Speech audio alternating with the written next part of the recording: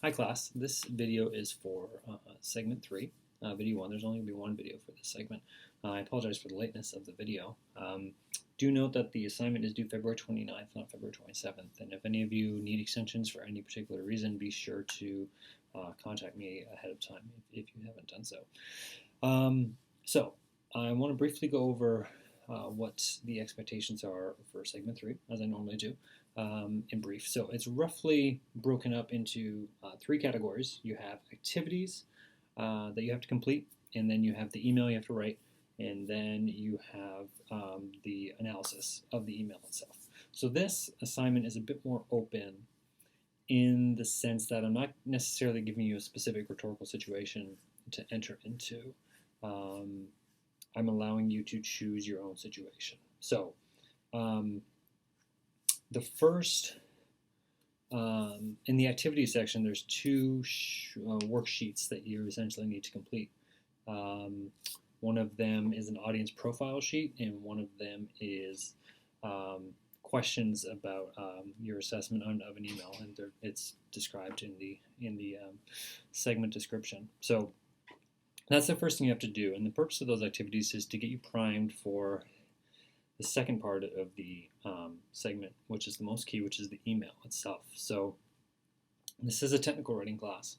So one of my goals is to get you comfortable with and proficient in the formats that are typical of common writing genres in a workplace. And an email is far and away the most common writing genre in the workplace, statistically speaking, and just through observation. It's the primary means through which we communicate now in workplaces in 2016, and has been for quite some time.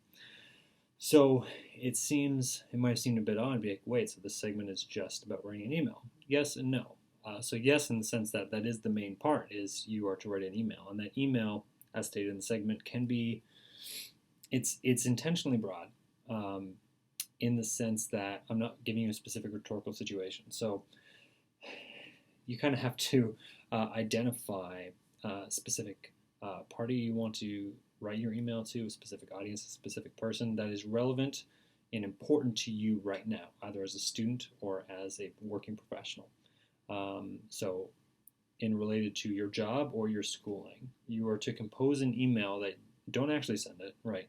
But compose an email about something that is very important.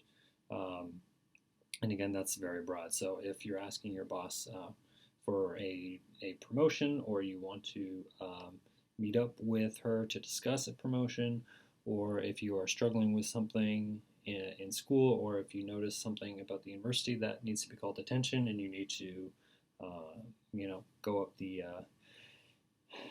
scale a little bit to people above.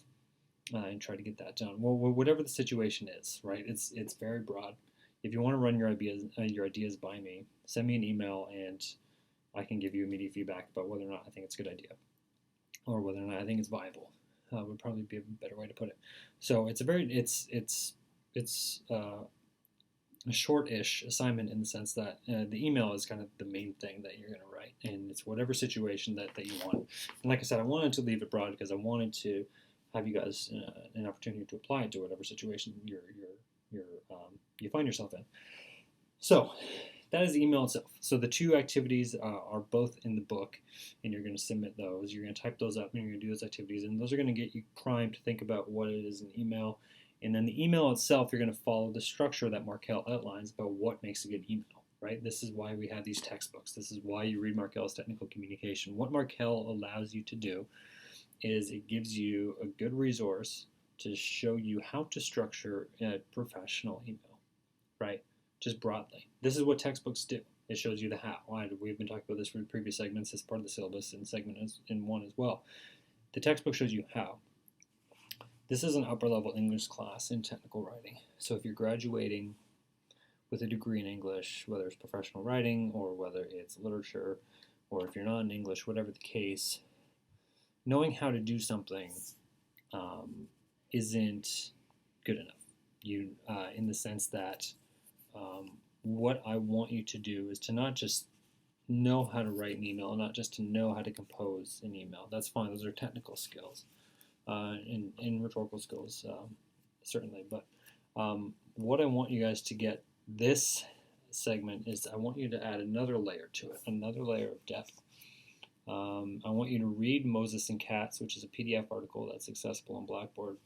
I want you to read that, and what they're making a very specific argument about emails, right? And they're making us think deeper about emails, right? Why emails? Why we write emails the way we do? Why we structure them the way we do? Why we use email to communicate the things we do for whatever purpose it is.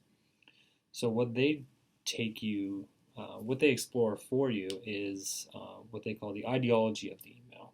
Now, ideology is, for some of you, it might make sense for you guys to think of it as the philosophy of an email, or the underlying program of the email itself. So what that means is, what are the implications of an email message? What are the larger values that they are promulgating? What are the larger ethical frameworks that they're putting forth? That's what I mean by ideology.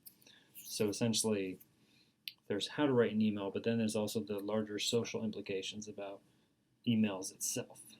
So this is where the segment gets kind of tricky, because you're writing the email, and I'll be looking at the email to see if you're following the format Markel, but then the one-page analysis, the one-page single-spaced analysis, is having you analyze your own email in light of the Moses and Cats article. So essentially, this is a theoretical application. So you're going to take the ideas of Moses and Cats, and you're going to apply them to your own email, and you're going to analyze your email from that standpoint, from an ideological standpoint. So you can choose to analyze the specific words you used, specific structure that you used, specific style or tone, or ethos you're trying to develop, and think deeper about the ideological implications of email as a communication technology broadly. So because it is only one-page single space, you're not necessarily going to create a philosophical treatise. You're just going to choose probably two or three different things about your email specifically, and reflect on them in light of Moses and Cats. So what I'll be looking for in that analysis, in that analytical reflection, that the last part of the segment, is, do you understand what Moses and Cats is saying, right? So show me that you understand what Moses and Cats are saying. And are you able to apply those ideas to an email that you yourself composed? So you're completing the activities to prime you to complete the email. You write the email, right? In whatever rhetorical situation you're in, whether you're asking for something, whether you're filing a complaint for something, whatever you're doing that's relevant to your own job, or yourself as a worker, wherever that may be, or as a student. And then what you're going to do is you're going to turn around and look back on the email. Read Moses and Cats, and then look back on the email and try to make a statement or some meaning from what you wrote in light of Moses and Cats. So you'll often hear of readings as lenses or frameworks, right? So I want you to put your Moses and Cats glasses on, and I want you to go back and reread your own email and you can comment on the structure that Markel told you to do and what that means, or the language that you used, or why you said dear so-and-so, or the certain language that you used, or what your signature looks like, right? Maybe in your signature you're trying to build your ethos as a student, or you're trying to build your credibility. Why is that important in email, and how does that connect to Moses and Cats and what they're saying about the ideology of the email? So of all the segments, this is probably the most open-ended, because I'm not giving you a specific rhetorical situation. I'm not giving you a specific role or a specific audience. You're kind of creating that on your own. And I think that'll be maybe frustrating for some of you, because you have to identify, is this a good idea? Make sure you email me if you're really hung up on it. It'll allow you to apply it to whatever your own situation is. So that is segment 3. Email me, of course, if you have any questions. A little note. I don't know if in all the videos I said this, but if you wish to revise previous segments in light of your grade, if you wish to get a higher grade, you can revise your work.